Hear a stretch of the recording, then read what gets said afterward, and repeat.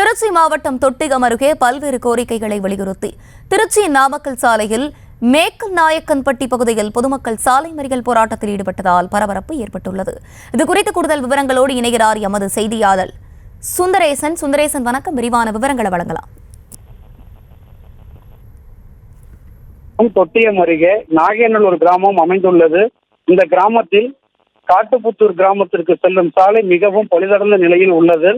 சாலையில் புதுப்பித்து தர வேண்டும். பழுதடைந்து இடிந்து விழும் நிலையில் உள்ள மேல்நிலை நீர்த்தேக்க தொட்டியை அகற்றிவிட்டு புதிய குடிநீர் தொட்டி கட்டித்தர வேண்டும்.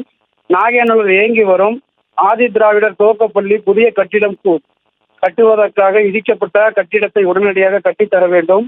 நாகேநல்லூர் ஏரிக்கு வரும் ஆற்றில் இருந்து மழை வெள்ள காலங்களில் வீணாகும் உபரி நீரை கொண்டு வரும் திட்டத்தை உடனடியாக செயல்படுத்த வேண்டும் உள்ளிட்ட கோரிக்கைகளை வலியுறுத்தி திருச்சி நாமக்கல் சாலையில் மேக்கநாயக்கன்பட்டி என்ற இடத்தில் சுமார் 500க்கும் மேற்பட்ட பொதுமக்கள் சாலை மறியல் போராட்டத்தில் ஈடுபட்டனர்.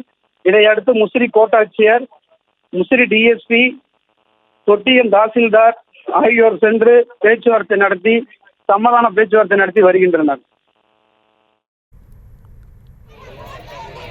விவரங்களுக்கு நன்றி சுந்தரேசன்.